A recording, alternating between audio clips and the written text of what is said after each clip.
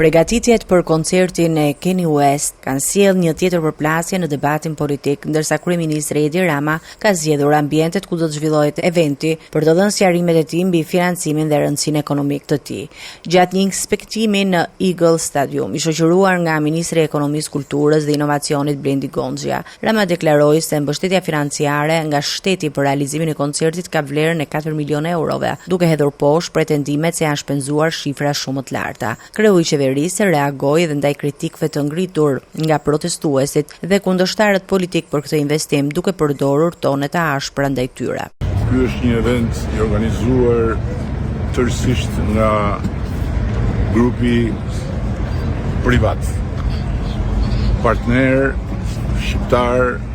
gjerman, turq, që kanë marrë përsipër gjithë të ndërmarrje kolosale. Dhe shteti shqiptar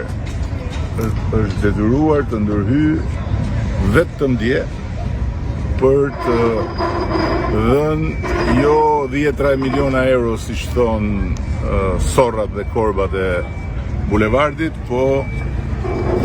4 milion që ne të garantojmë që ata mira njerëz, të cilët kanë prerë bileta nga Europa, nga Amerika, nga